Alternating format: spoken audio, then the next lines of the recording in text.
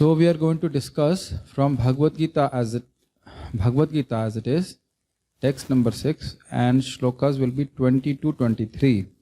In text number 19, we have discussed what are the example of a person whose mind is fixed in the absolute has been described. 𝐕𝐈𝐃𝐄𝐻 nengate supamasmritah yogina yatacittasya yunjato yogamatmana.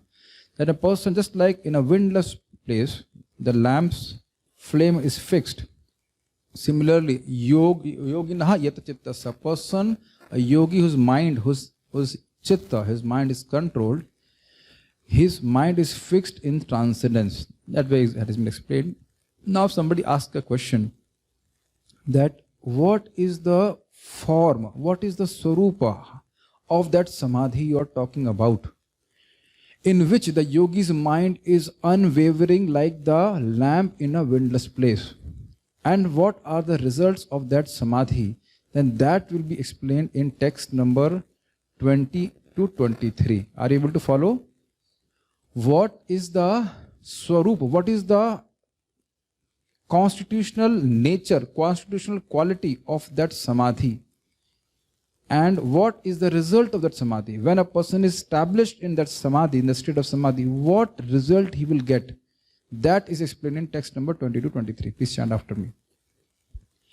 Yatro paramate chittam niruddham yoga sevaya yatra chaivatmanatmanam pashyannatmani tushyati sukham atyantikam yat buddhigrahyam matindriyam veti yatra na chaivayam स्थितश्चलति तत्त्वतः यम लब्ध्वा चापरं लाभं मन्यते नाधिकं ततः यस्मिन् स्थितो न दुःखेन गुरुणापि विचाल्यते तं विद्या दुःख संयोगा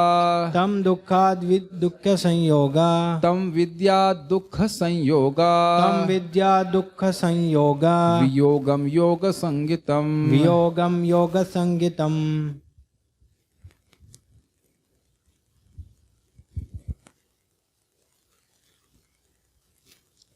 Very long, with the 3.5 shlokas. Let us read the translation first.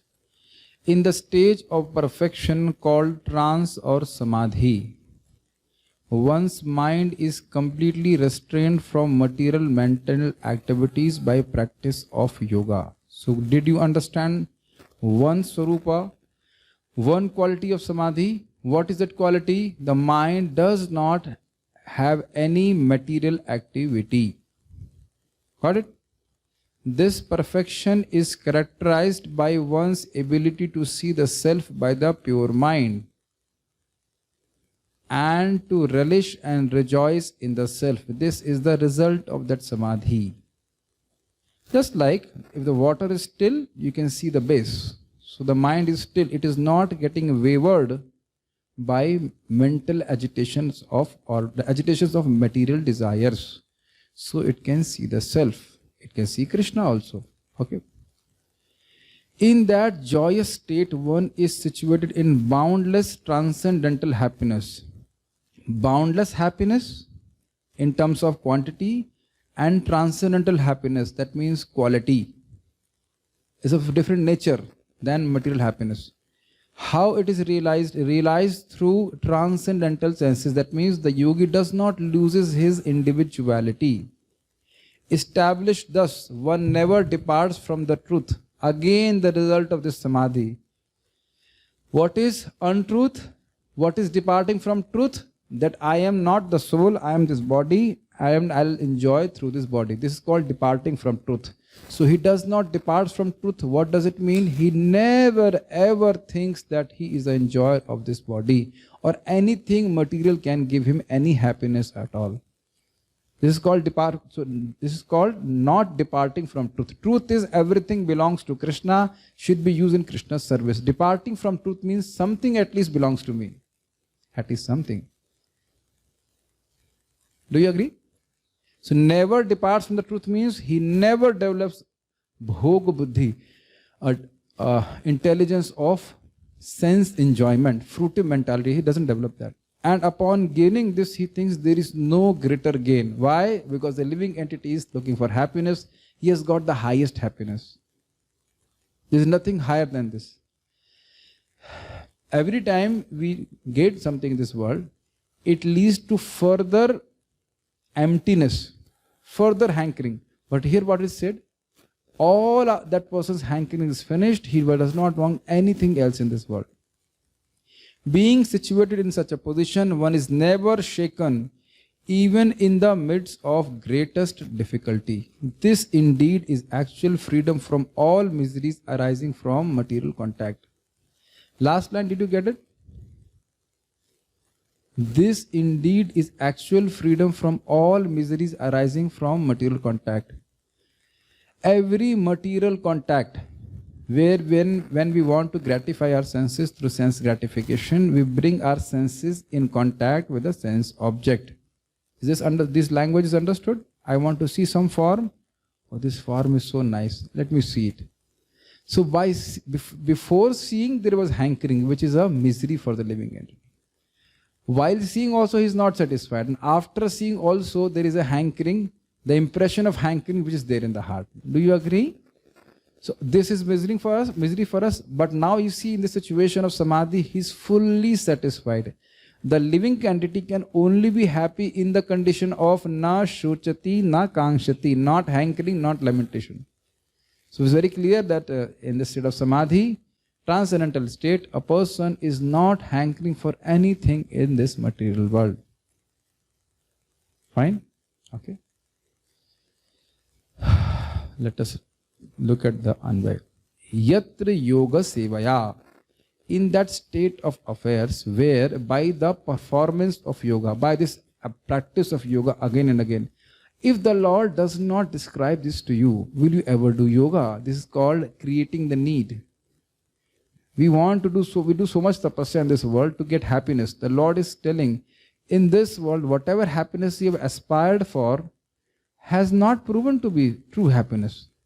So I am telling you, the Lord is telling you actual happiness which has been experienced by the yogis. It's not that I or you are the first person who is going to experience the happiness. The Lord is telling a truth which is eternally true. Got it? This is eternally true that yogis who have become perfect have attained this stage. It is not untruth. Can you get this sloka? See the sloka from this light? This is not untruth. This is truth that yogis by the practice of yoga have attained this stage. So in this way we can see there is a impetus by the Lord, an inspiration by the Lord to continue the process of practice of yoga, even if there are difficulties. Okay? Because the goal of samadhi, the goal of complete absorption in the Lord, it remains in front of our eyes by hearing the description which is given by the Lord. Okay? Yoga seva, by the performance of yoga, niruddham chittam, the mind is completely restrained. Niruddha means only which is held. So the chitta means mind. So you see how difficult is control the mind. But the mind is completely restrained. What it is restrained from? Meditating upon sense gratification, which is its natural proclivity. You understand my English? Uparamate, from the material mental activities. So it will be like this. Niruddham chittam uparamate. The mind is completely restrained from its material mental activity. It's not that the mind is restrained from spiritual activity, because it's the nature of mind to work, but the mind is restrained from material activities. Yatracha, and in which atmana, means by the atma, by the mind, atmanam, that means the self, atma, soul, eva pasyan, seeing the self by the mind. Are you able to follow this? Atmana means by the mind, and atmanam means seeing the soul. That means through the pure mind he sees the soul. Eva Pashyan means he sees the soul. He experiences the soul. Atmani Tushyati. One is satisfied in the self. After seeing the Atma, he is satisfied in seeing the Atma only. It's not that he again reverts back to material sense enjoyment. He has got such a high taste for experiencing the bliss of Atma that he does not want to again come back to material life. Is that okay? Yattat atyantikam atindriyam. Yatra means in that state. In which state? That infinite and transcendental. Atyantikam means infinite. And atindriyam means transcendental to mundane material senses. You understand? By our senses we gain some happiness, but all it doesn't have the habit of working long hours. The cordless mic we don't use much. Today I use it at almost 1.5 hours, so it is crying. Too much of a class. I can't hold that much. I can't tolerate you. You're only 2 inches away from me. We cannot tolerate you that much. Okay. And the mic has to catch everything I speak. That is too much. Is it not? Okay. Those who are leaving, they are not catching. And you want me to catch everything. This is too much. I am dying. I am giving up my life. Okay. Anyhow. So, yattat atantikam atindriyam. Are you able to follow? Atantikam means ati antikam. Now you are able to follow. Ant means end. Atantik means no end. What it? Atantik. Atindriyam means which cannot be experienced by our present senses. Ati indriyam, beyond our senses. So by our senses we are experiencing something which is mundane happiness. So he's saying that person in samadhi state experiences a happiness which is beyond the senses. Here also we have some little bit experience. Someday by Krishna's mercy we have tasteful chanting. Now you can't explain that to anyone. What are you experiencing? Although, hear carefully, your eyes, ears, nose and tongue look the same, even to you. You can, when someday you have a taste for chanting, take your selfie. And someday when you do not have a taste for chanting, take your selfie. It looks the same. What does that mean? All the devotees have experienced it, is it not? You look the same, but your experience is not the same. So, Prabhupada explains this. This shows that Atma actually has senses, pure senses, which are covered up by these material senses, by which we are not able to experience this authentic sukh. So, one more thing you are picking up now. Lord is telling that the soul experiences infinite bliss. Have you just now heard this? That means although we are infinitesimal, 1/10,000 of the tip of a hair is the size of the soul, but we have the capacity to experience infinite bliss. Is it not amazing? Something which is infinitesimal has the capacity to experience infinite bliss. Is it not? Do you believe all this? Yes. But not in this life. We are going to work for 10 hours, 12 hours, and if that is also not sufficient, 15 hours, till we find authentic sukh by doing this. Is it not? Prabhuji, we are coming and you are making fun of us. What to do? By this we are not going to become happy. The effort we are putting for all this misery, although we are infinitesimal, but we have the capacity to experience infinite misery. So unless we get infinite misery, our sadhana is not complete. So we are doing 10 to 12 hours of sadhana to experience that infinite misery. Is it not? Past na ho jaye tab tak karte rahenge. Anyways, it's my duty to make fun. दया आ जाती है, क्या करें, लेकिन समझ नहीं पाते लोग. Don't you think for infinite happiness we need to really work?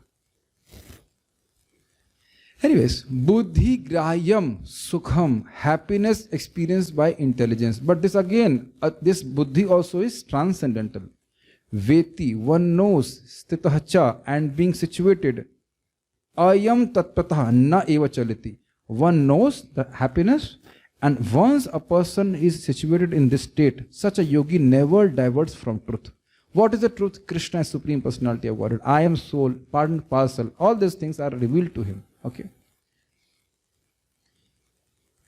Not that difficult. Right now we are in a different kind of samadhi where we completely remain forgetful of our relationship with the Lord.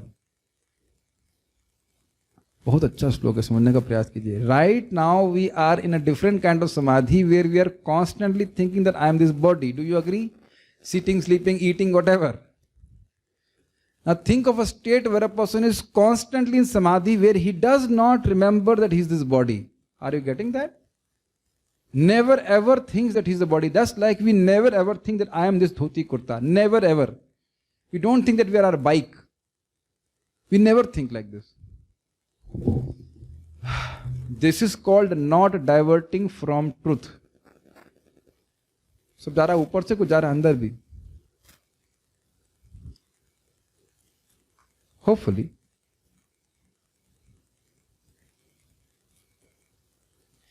Yam cha labdhva, and upon gaining this, tatha aparam labham. Aparam means separate from this. Another gain beside that is that adhikam na manyate. He thinks there is no greater gain. That means there is nothing other than this happiness of experiencing the Atma, by which he can get. Atma means relationship with the Lord. That he feel that there is something better gain than this. Nothing is better than this. Yasmin staha guruna dukkhena api. Being situated in which guruna means very great and dukkhena means very by the great misery api. Even by great miseries, na vichalyate, he is not shaken. He is not diverted from truth. Not that he is not diverted in truth only in happiness. Even if there is great misery, still he is not diverted. Still he does not feel that I am this body or anything. Tam dukkha sanyoga viyogam, that state of freedom from misery, yoga sangitam vidyat, one should know to be yoga. That means when the senses are constantly engaged in Krishna's service, there is no misery for the living entity. This is called a state of samadhi. Okay. Yatra uparomate chittam, when the chit mind is niruddham, when the mind is stopped, restrained from doing any material affairs. This is first line. By how? Yoga sevaya, by the practice of yoga. Yatra chaiva atmanam pashyani atmani tushyati. By that, in that state, by pure mind, he sees the self and remains happy in the happiness of Atma only. Atmani tushyati.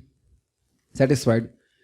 Why? Sukham atantikam yattad. He experiences a happiness which is infinite. Buddhi grahyam atindriyam, which is captured or which is perceived, actually is the word, perceived by pure intelligence. By pure senses, atindriyam. That means which happiness is beyond mundane senses. Veti yatra na chaivayam stitas chalati tattvada. When he knows that tattva, he never departs from the truth. He never thinks that he is a body or an enjoyer of this world. Yam labdhva chaparam labham. After getting this state, he does not think there is something besides this or something extra which can give him more happiness, something else which will give him more happiness. Yasmin sito na dukkhena gurunapi vichalyate. If a person is situated in this boundless happiness, greatest miseries also cannot shake him. I give an example how Srila Jaydev Goswami, some robbers had cut his hand and leg, and they threw him in a well, and still he was happy. He said, now nobody is disturbing me from remembering the Lord and chanting his glories. Now that is too much, is it not? And also Prahlad Maharaj, tam vidyat dukkha sanyogam yogas yoga samhitam. That is called yoga, in which all miseries are driven away by the process of yoga. You see, this explains the state of, in bhakti context is considered bhava stage. In bhava stage, there is no sense gratification. That when there is no sense gratification, there is no source of misery. Do you agree? So that's called where the mind does not have to be forced to think of Krishna. The mind naturally goes to Krishna. You don't have to do bhakti. It flows, so to speak. Let us see how much we can explain in this purport. Gita Bhushan commentary. In 3.5 verses, the Lord now describes the qualities of samadhi in terms of its swarupa and its results. That means, how does samadhi looks like? Akriti and Prakriti, what is the nature of samadhi? Akriti and Prakriti is Swarupa Lakshan. Swarup means form and characteristics. In the sense, how does it looks and what it is nature. Akriti means how does it look and what it is nature. That is called Swarupa. And Phal, what are the result of the samadhi? Samadhi is indicated by the word yoga. The yoga word is yoga sevaya and all that has been explained there. Samadhi is indicated by the word yoga, which has been mentioned starting with verse 16. In previous also slokas it was mentioned, the word yoga. The repeated use of the words yat refers to tam vidyad yoga sangitam. Know that this is called yoga in verse 23. Okay, now slow the shloka Sanskrit again. You see in text number 23 it said yam yoga sangitam. That is called yoga. Now start adding it to each shloka. Yatro paramate chittam niruddham yoga seva. That is called yoga. Okay, this one. Then in which the Atma is seen by the mind and satisfied, the Atma remains satisfied in the soul. That is called yoga. You keep on adding that word. Then in that state of yoga, sukham attantikam yattad buddhi grahim matendriyam. Okay? Veti yatra nachayvayam sadasarata. That means all these qualities are described, are the qualities of yoga or samadhi which has been described. Are you able to follow the commentary? Fine. Okay.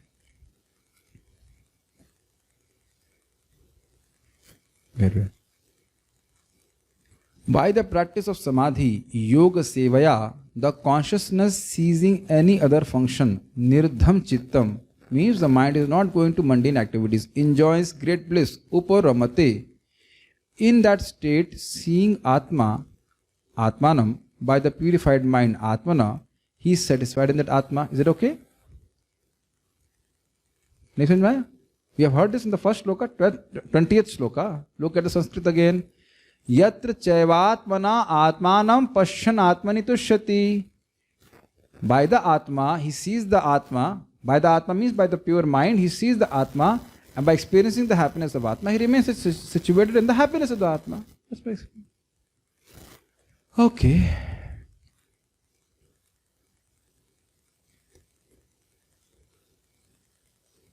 Acha, where we said, okay. In that state, seeing Atma, Atmanam, by the purified mind, Atmana, he is satisfied in that Atma, rather than seeing his body by contaminated mind and being satisfied with material sense objects. Beautiful point or not? We are looking at our body and then identifying with the body, we say, I will become satisfied if the body will get its sense gratification. But a person who is in samadhi never declines to that state of consciousness. Never ever. Never ever. See, we become happy, no doubt, but we also want to sleep. We want to sleep. Not only want to sleep, we enjoy sleep also. Right? People are not even saying yes or something like that. We enjoy eating. A person who has a pure love of God, he will eat also, but only as a matter of habit. Not, and sometimes not, it's practically nil also, just like the Goswamis. My Zoom devotees are saying that they are not like that. Oh. Do you really enjoy sleep? Oh, yeah, we have a sleep enjoyer here. Okay. So, 2 sleep enjoyers here actually. So, all of us enjoy sleep. Kam ho gaya thoda sa. Oh, acha, theek hai, okay. So slowly it's coming. It's not that I also enjoy sleep. It's not like that. It's not that I am waking up in the morning and saying Mangalarati. We don't say, push ourselves. So like that. One time somebody asked Gauranga Prabhu, have you heard Krishna's flute? Gauranga Prabhu said, first you should love to hear the morning alarm. Then you talk about hearing Krishna's flute. so anyways, but whatever, it is like this. So you understand. This is very nice. It's a very long purport. Actually, maybe the class will go, I don't know how long, but this is beautiful. Don't worry. I know you're not in samadhi, you're looking at your body only. I know that. But nobody's GTB is 9:30. Everybody's GTB is 11:30. So we have a lot of scope here. But don't worry, we will not go that long. I'm just saying that Maharaj was explaining this point. How lust can be conquered. He had a bamboo ladder. And actually Sachinandan Maharaj, in front of everyone, started climbing it. Actually started climbing. He said, when a person is climbing a bamboo ladder, he can't look down. You can try it. Have you ever tried that? You climb a bamboo ladder, you cannot look down. You have to look up. Try that. Very difficult. Actually very difficult. So you look up and you climb. So when our drishti, when our eye is toward the spiritual world, we become oblivious to lust. And when we look at the body down, then we must submit to lust. When we look at the body, we must submit to the lust. So now here in the state of samadhi, he does not look at his body. Look at his body means he not look forward to satisfying himself, means identifying the body, his body through getting sense objects. He may maintain the body. He will maintain the body, but not with any aspiration that I'll become happy by satisfying the body. We are discussing, it's not that we are in the state, but at least that state has to be described. One interesting point is, if you are not at that state, what is the point of discussion? The point of discussion is that it will help us to become inspired to do sadhana. Why? Because unless sadhya, the goal is defined, nobody talks about sadhana. After leaving this class, you are very clear where you want to go. You are very clear where you want to go. We are very clear that we want to go now also. You may say that. But you are very clear that where you want to go. Hear very carefully. After this class, you are very clear that where you want to go. And by that, every moment we are deciding our sadhan and means. If you want to go to Govind Nivas, you will not call a four-wheeler, will you? Or an aeroplane? But if you have to go to America, then you will definitely choose a sadhan. So if we want to, so understand the point, by hearing the sadhya stage, the highest stage, we become inspired, inclined to accept a proper sadhan properly so that we can reach that stage. That's why we have to hear about these things, although we are not at that level. Fine? Okay. This is a very nice sloka. Here, yoga or samadhi is described by the desirable result, phala, which is attained, the bliss, and by its essential nature or swarup. Complete cessation of internal functions in relation to material sense objects. Chitta vitti nirodha. What does this mean? What is the form and nature of this samadhi? If somebody asks you, the form and nature of samadhi is that the mind is completely restrained from its functions of going towards sense objects. And any object is realized by its Swarup Lakshan and Tatastha Lakshan. Swarup, you understand? Swarup of Samadhi is that the mind does not go towards mundane material sense objects. But what is the effect of the Samadhi? Phal, Karya, function of the Samadhi, that is called Tatastha Lakshan. And that is explained here in the words which is called bliss. You experience bliss. That is the effect of Samadhi. Are you able to follow? Fine. This is how any object is understood. Stop. Okay. So what is the Sarupa of Samadhi? Internal functions are antahakaran, internal sense, the mind ceases to go towards sense object. This is clear? It only remains fixed in Atma or Bhagwan, Krishna. And what is the effect of that thing? What is the effect of Samadhi? Tatastha Lakshan. A person becomes blissful, infinitely blissful. In that state of Samadhi, he experiences Veti, that perfect state of Brahman, which is everlasting, authentic bliss. Now one devotee asked me, Prabhuji, how tasting is knowledge?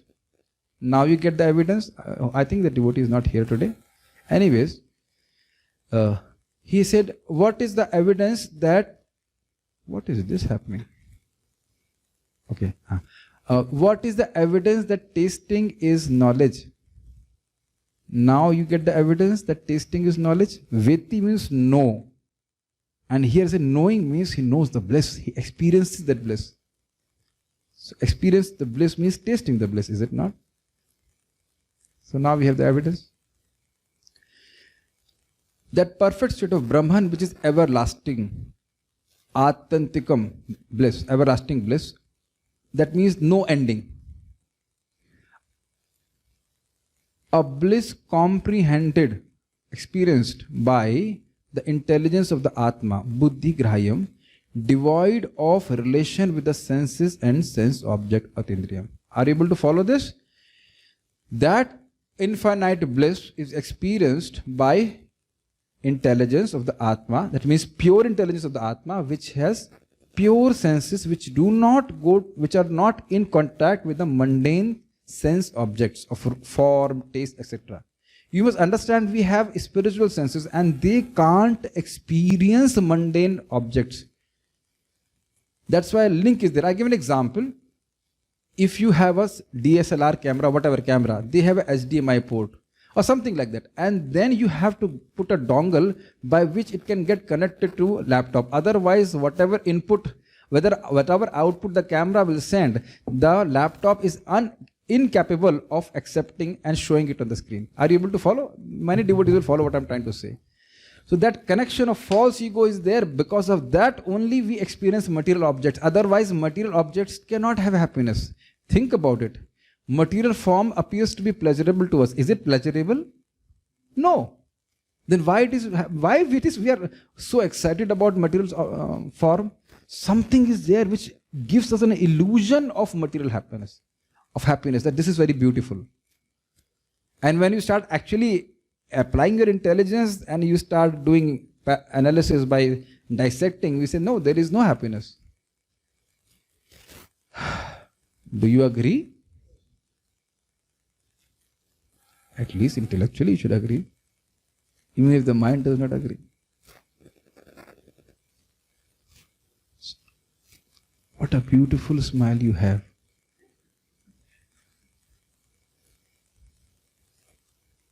And what is inside that smile?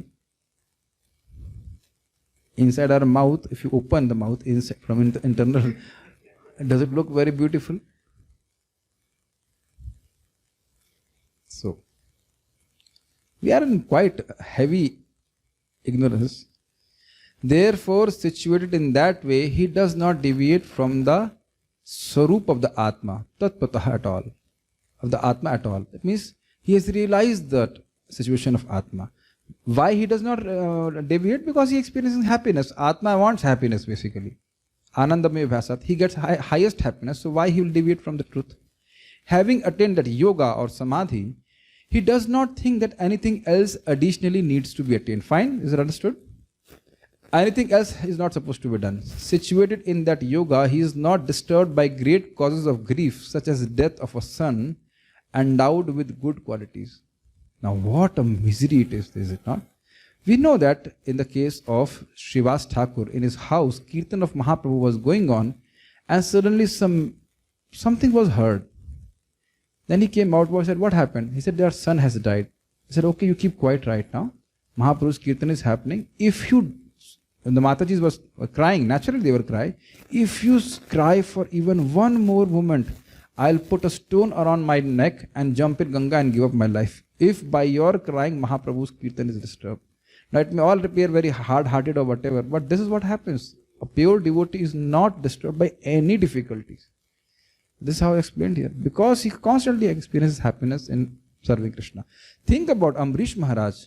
In front of him, the great calamity of that Kritya means a demon kind of person was created by Durvasa Muni, and still he did not even pray to Lord Vishnu to protect him. He was so surrendered and fixed. Whatever Krishna, this demon wants to kill me, fine. Before that, a small point of one question was asked by His Holiness Vrindavan Chand Maharaj. Maharaj, if there is a snake in our room, what should we do? Should we remove it? Or should we kill it or what?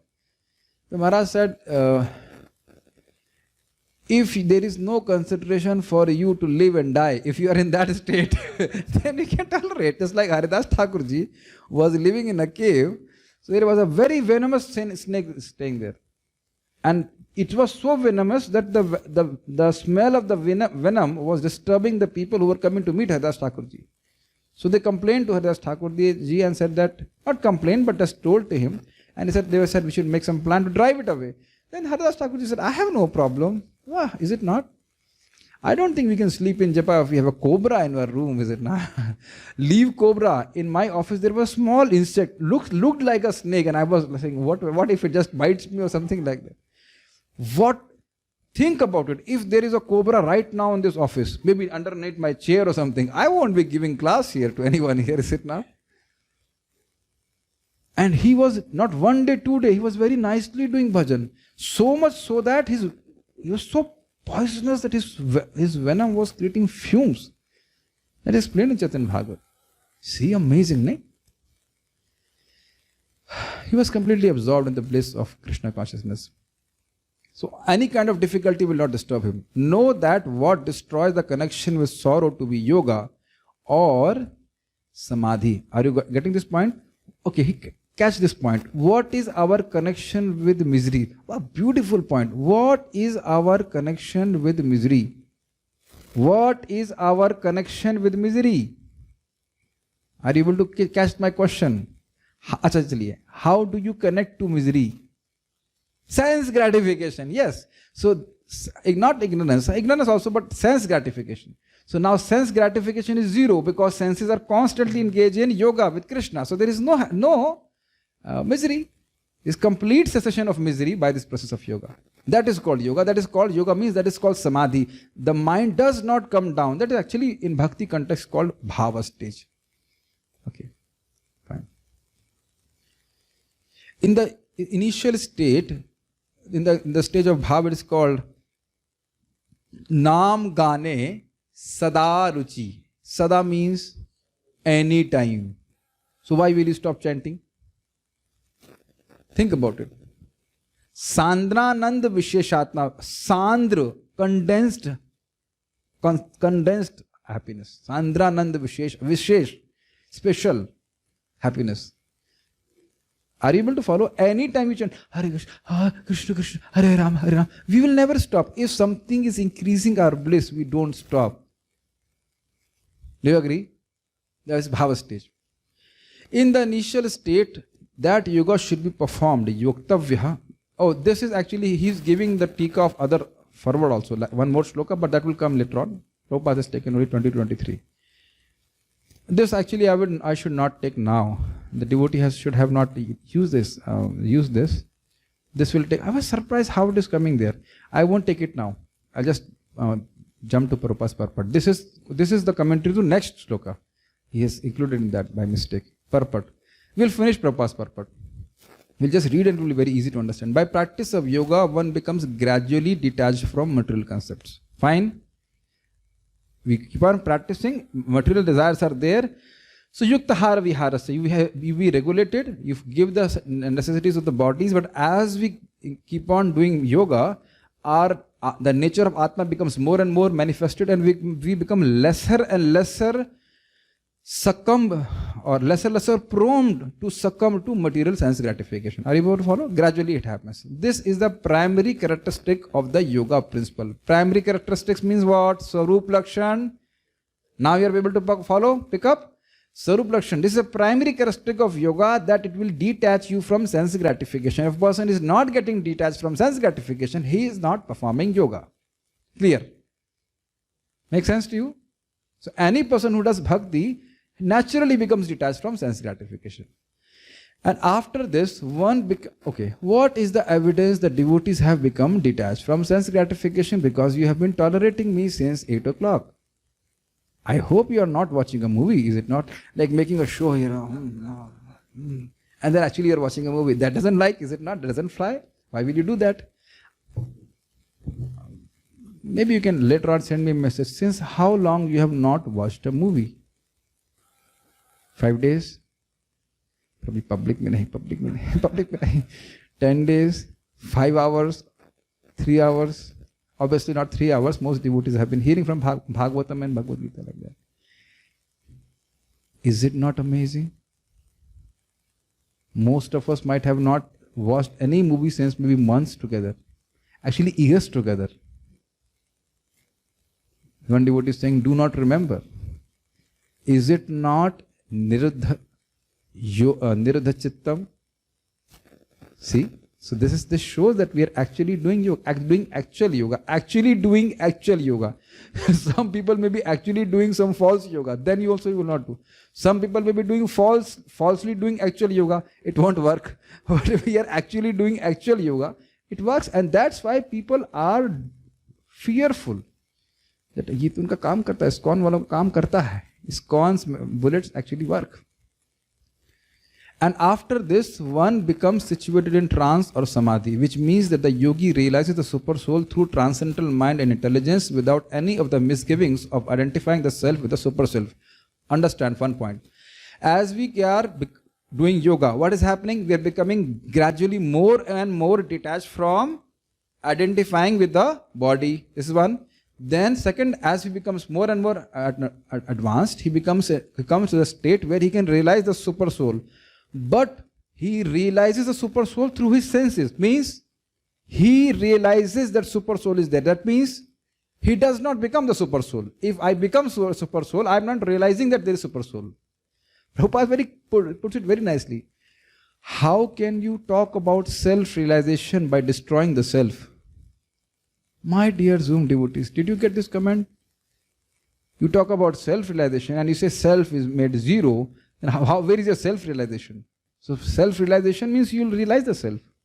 So here Prabhupada is saying, कठिन हो गया क्या? नहीं सुन रहा?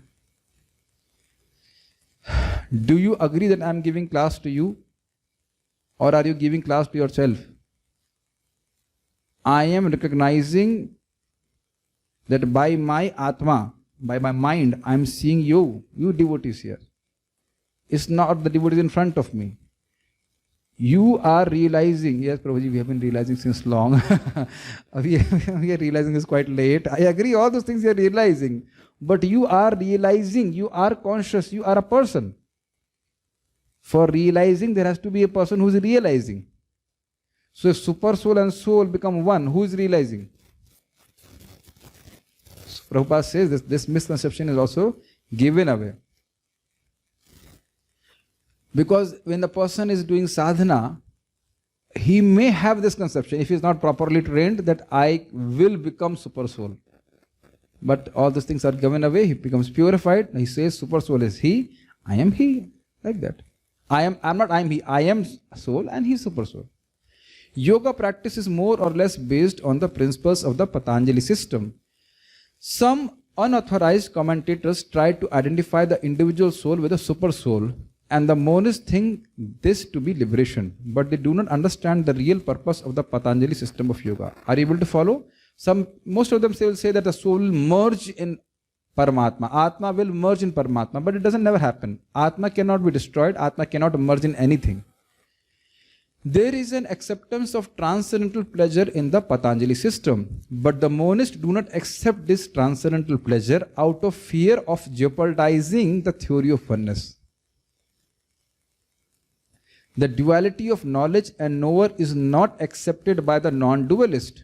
But in this verse, transcendental pleasure realized through transcendental senses is accepted. Now this has to be understood. You see, why the monists are not accepting the point of transcendental happiness? Because happiness will be perceived by someone. And if there is only one Brahman, where is the Gyata? Where is the knower? When you perceive something, there is something which you are perceiving. So you exist, and they want to say that no, Atma becomes merged, his existence is annihilated. So if your existence is annihilated, how will you feel pleasure? But Prabhupada is very clearly saying, Patanjali system also says, you experience transcendental pleasure, that means the living entity maintains its existence. See, Prabhupada is saying the duality of knowledge and knower is not accepted by the non-dualists. He says knower, knowledge, object of knowledge, knower and knowledge, they all become one. Now what does that mean? Only they understand. But even in spiritual world, the nature of object of knowledge and the knower is same. But there are different devotees, is it not? There are flowers, there are trees, they are all Satchidanand. They are not of different nature. Here they are of different nature. Here objects are matter. I am conscious, I am spiritual. But spiritual world, everything is spiritual, but still there is variety. Okay. समझ पा रहे हैं बात? ठीक. So we need to have transcendental senses to experience transcendental pleasure, which is accepted by Patanjali also. So these people have some strange. There is only one non-duality in this non-dualist ignorance. There is nothing except this ignorance in their heart. And this is corroborated by Patanjali Muni, the famous exponent of the yoga system. The great sage declares in his Yoga Sutras, Purushartha Shunyanam Gunanam Prati Prashavah Kaivalyam Swarupa Pratishtatha Va Chiti Shakti Riti. This Chit Shakti or internal potency is transcendental Purushartha, means material religiosity, that means dharma, economic development means artha, sense gratification means kam, and at the end, the attempt to become one with the Supreme. This oneness with the Supreme is called Kaivalyam by the monist, but according to Patanjali, this Kaivalyam is an internal or transcendental potency by which the living entity becomes aware of his constitutional position. So, dharma, artha, kam, you understand. But then moksha, as explained by the monist, is that a person becomes merged in the impersonal Brahman. But Patanjali is talking about the transcendental happiness which a person experiences by understanding his constitutional nature in relationship with the Supreme. And that is the highest Purushartha. In a simple language, when the living entity realizes his relationship with the Lord, that means he gets love of God, he experiences transcendental happiness. And that's what Prabhupada is saying in the words of Lord Chaitanya. This state of affairs is called Cheto Darpan Marjanam, or clearance of the impure mirror of the mind. Because of the impure mind, we identify with the mind of the body and then do sense gratification and we suffer. Do you agree? This is called Davagni, Sansara Davanala. But if we don't identify with the mind, we only identify or see ourselves as the soul, as servant of Krishna, we only engage in Krishna's service, we'll always be happy. Am I going too fast or just? I have to, otherwise we'll sleep at 12 o'clock. So, are you able to follow this? As our heart becomes pure, our disidentification with the world increases, and that's why we become detached. This is very funny. Before my afternoon rest, I took Chandraprash. Very nice. And in my dream, Prem Krishna Prabhu's father was giving me Chandraprash. And Prabhuji, Srinivas Prabhu. And I was very attached, Prabhuji is giving me Chandraprash, not Chavanprash, Chandraprash, very nice. And as the dream became finished by my sleep, I was out of this Chandraprash tasting. Got it? This clearance is actually liberation or bhava maha davagni nirvapanam. Please try to understand. Liberation does not necessarily mean that you go back to Godhead. Even in this life, one can be liberated. We are bound because of our attitude or because of our misidentification with the body. So if a person is not identifying with the body, he engages only in Krishna's service, he remains liberated. It's called this is called Jivan Mukti. And when you go back to Godhead, that's called Videha Mukti. A liberation which you get after giving up the body. But you can be liberated in this world also. But for that, my dear devotees, hearing is very critical. Otherwise, it's just normal, natural, it's just obvious that we'll identify with the body. When we hear, then we begin to understand something. Oh, I'm not the body. I am not the body, but because we hear mundane sounds so much, that enforce upon us, enhances that we are this body. Do you agree this? Yes. There are so many questions. Is just not getting the point? How is the bliss of Brahman infinite and permanent when there lies another state of realization above it? Infinite means no limit. Got the answer?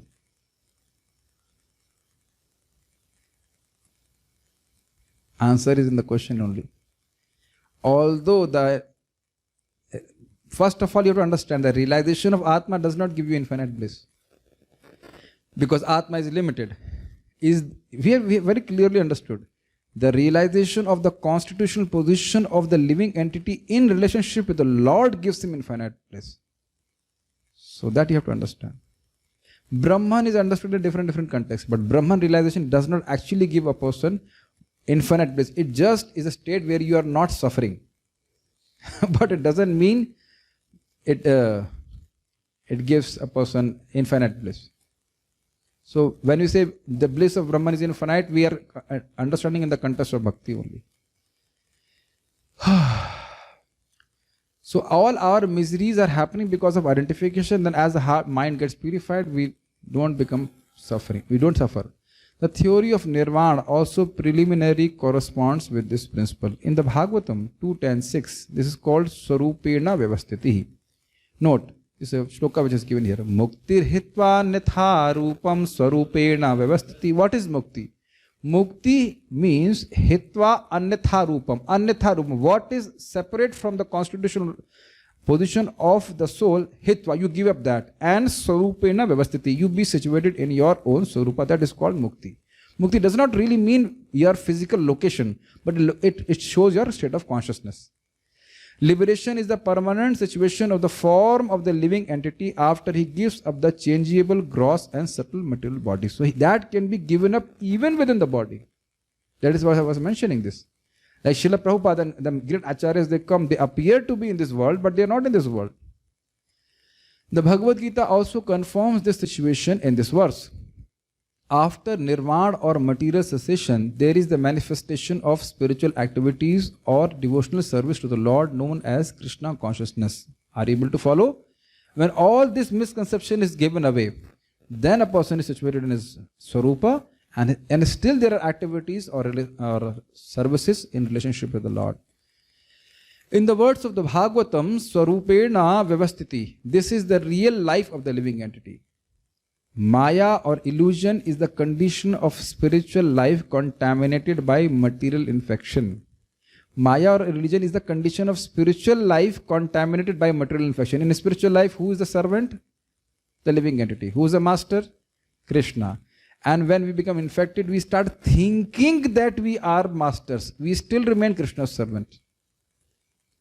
See, we are constitutionally Krishna's servant. Right now we are thinking that we are enjoyers. It's not that I have become an enjoyer. Hand can never become an enjoyer. Hand may think that he is an enjoyer. Enjoyer is only stomach. Are you getting this point? It's called material infection. Keho mane, keho na mane, sabai tumar das. Some people accept, some people don't accept. Everyone is servant. And that's what the vision of Mahabhagavat is. He sees every living entity engaged in Krishna's service. We can't see that. That is our consciousness, whatever, but that's a fact. Are you able to follow this? Even if I don't accept, I still serve my senses. Whose senses are they? Krishna's senses. Even if you serve Maya, Maya is Krishna's sevika. You are still servant of the servant. Yes. but infected servant. Liberation from this material infection does not mean destruction of the original eternal position of the living entity. Are you able to follow? What is the original eternal position of the living entity? Servant. Is just liberation means clearing a misconception that I am independent of the Lord. I am not independent of the Lord. No one is independent. Only a misconception is there that I am independent. So when the mind becomes pure, a person gives up this attitude of independence and becomes surrendered to the Lord. समझ में आ रहा है? थक तो नहीं गए? थके तो नहीं होंगे? सब लोग तो बड़े प्रसन्न लग रहे हैं. Patanjali also accepts this by his words, Kaivalyam Swarup Pratishtha Va Chit Shakti Riti. This Chit Shakti or transcendental pleasure is real life. And we have discussed elsewhere in Chaitanya Charitamrita, when Hladini Shakti is invested in the heart of a living entity, that is called love of God, by which a living entity gets happiness. Okay. And this Hladini Shakti is the essence of Chit Shakti. Remember these statements also? Pleasure giving potency. So then when a person comes in contact with this Chit Shakti, he becomes happy. This is confirmed in the Vedanta Sutra as Anandamyo Bhyasat. This natural transcendental pleasure is the ultimate goal of yoga and is easily achieved by execution of devotional service or bhakti yoga. Are you able to follow this? When you chant Hare Krishna, when we hear Bhagwad Gita, when we take prasadam, we are coming in contact with the energies of the Lord. Spiritual energies. And that's why we become happy. And as we become more and more advanced, more and more pure, we can experience the happiness more and more. Again, I'll repeat Srila Jiva Goswami's comment that happiness or taste is there right from the beginning of bhakti. Do you agree? Otherwise, why would have come to bhakti? But it becomes manifest after anartha nivritti. Do you feel bliss right now? Okay. No. Do you feel good? Don't ask us. You cannot say that you're feeling blissful when hairs are standing on end or something like that. But we feel good. Otherwise, nobody would be here. None of us are doing this service for money.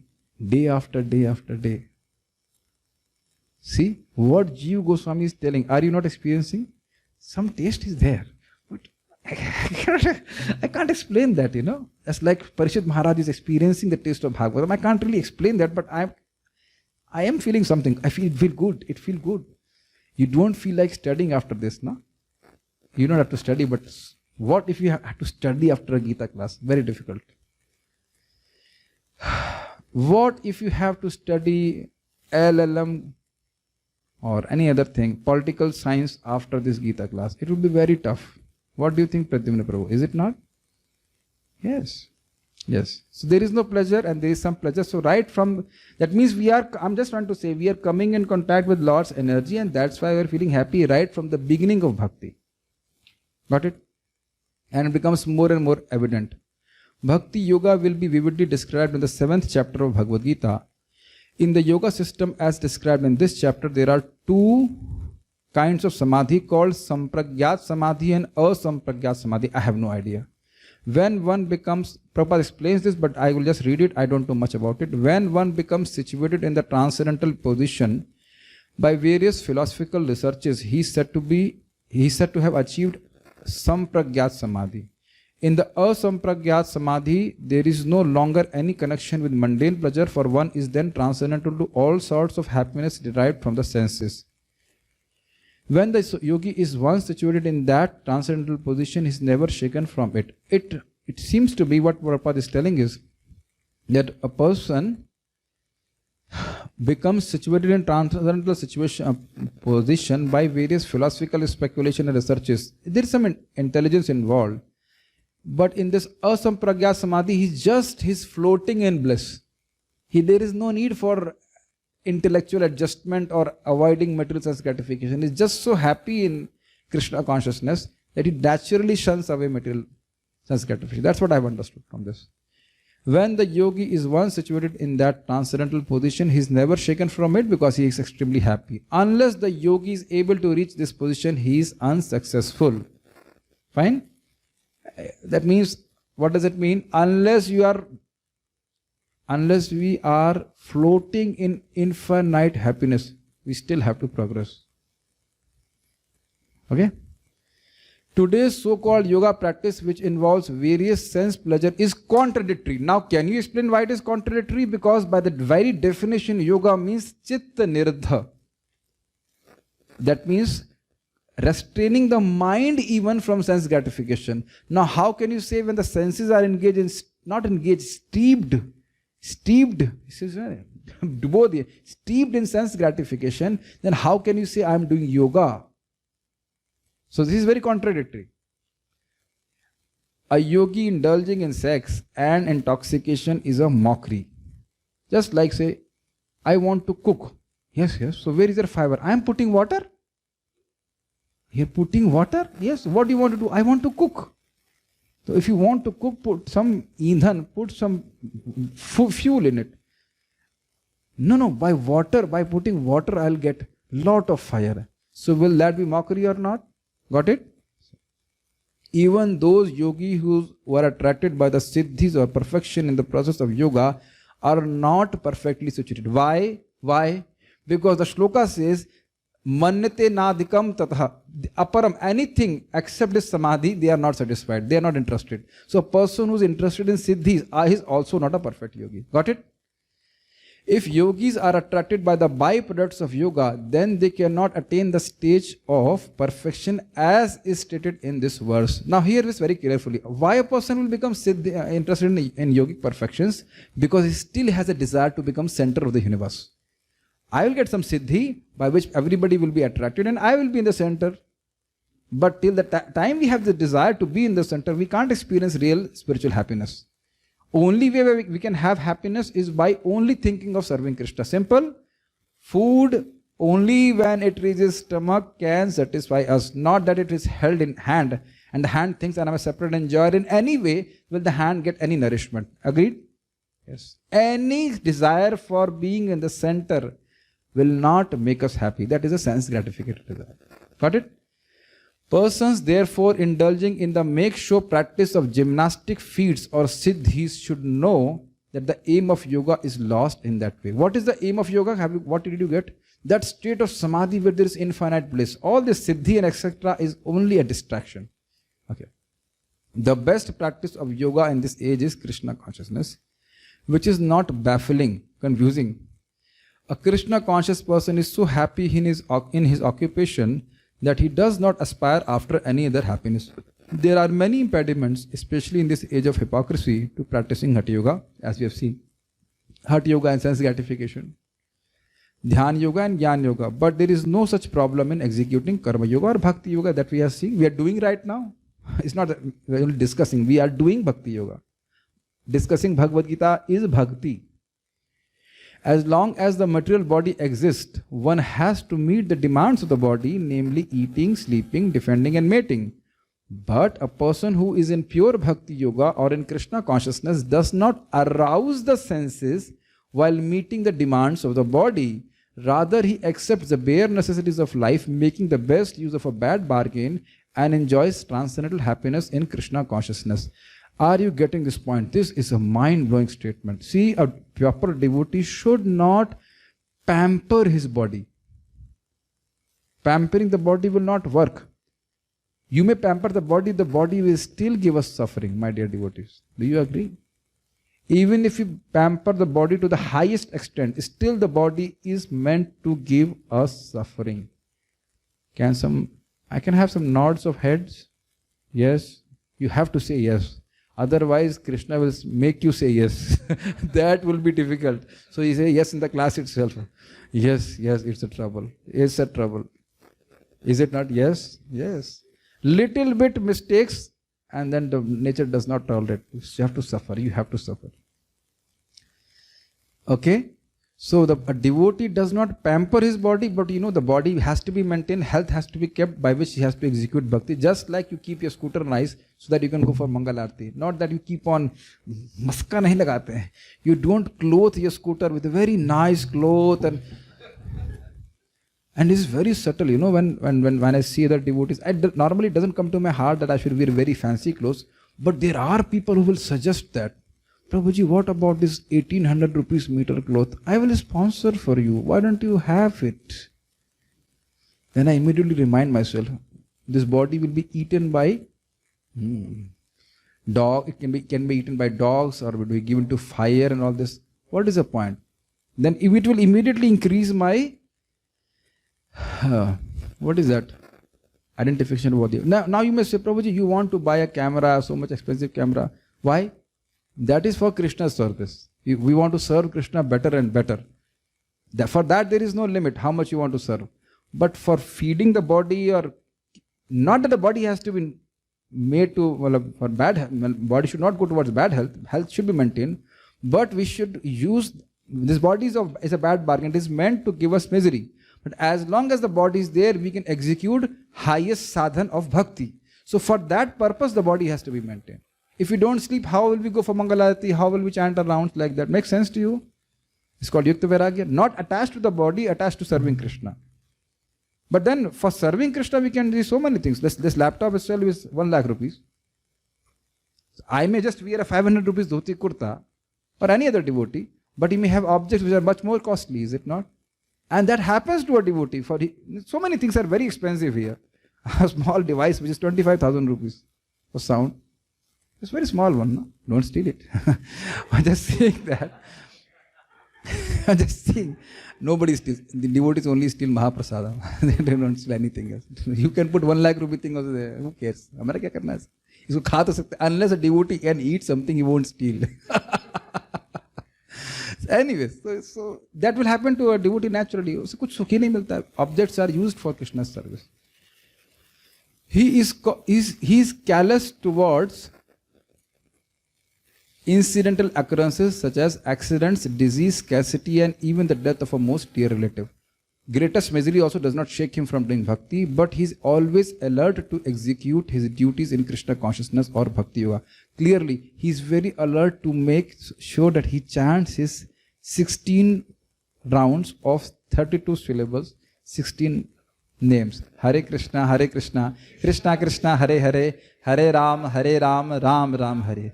Accidents never deviate him from his duty. This is our duty, to chant Hare Krishna no matter what happens. Something will always happen. No, I don't want to say this. Last time something very bad happened. Anyhow, I'm not proud. I'm not proud, Krishna. I'm very, very, very weak, my dear Krishna Balram. Please don't do anything. But we will be tested every day, my dear devotees. All of us. Is it not? Are you going to chant the 16 rounds? Unless you are focused, you will not be able to do it. Every day, do you know? Sometimes your body will be difficult. I'm so tired. Light chali gayi, there is no lights. Every day there will be a test whether you will chant your 16 rounds or not. Do you feel like that? No day is same. No day is same. No day is, and every day is different. And still you have to do the same duty. One thing you have to learn very nicely. As stated in the Bhagwad Gita, Agam paino nityastam titashaksa bharata. He endures all such incidental occurrences because he knows that they come and go and do not affect his duties. Have you realized this? When sufferings come, we think they are never going to go, but they go away. And when there is happiness, we think it will remain along. And it also goes away. Yes. So, this is what Bhaktivinoda Thakur says. By chanting, you become indifferent to both the things. They will come and go. This is very nice. Last line for your pleasure. In this way, he achieves the highest perfection in yoga practice. What is the meaning of in this way? Constant perseverance in the path of bhakti. Point number 1. And by that, he becomes more and more detached from all these upheavals of material world. Last line, Prabhupada example. If you are in Antarctic Ocean, not in the boat, going in the waves, up and down upon, which situation is stable? Which situation is stable? Where you will find stability? What a foolishness if you think by getting married I will be stable, but not getting married I will be stable. Nothing, no situation in this world is free from miseries. And being in Antarctic Ocean, going up and down, where is that? Only situation is somebody comes and picks us up and puts it in a boat. And that is Krishna consciousness. So we must remember, no matter by any material arrangements, we cannot be happy. Only by bhakti, only by attaining that pure love of God, we can actually become happy. So remaining convinced for our sadhya, we will continue to do our sadhana and attain that stage of Krishna consciousness. So we discussed about the swarupa, characteristics of samadhi or yoga, and also the results of the bliss of happiness which a person gets. And then how we have to be perseverant to get this will be discussed tomorrow. Not tomorrow, whenever we have class.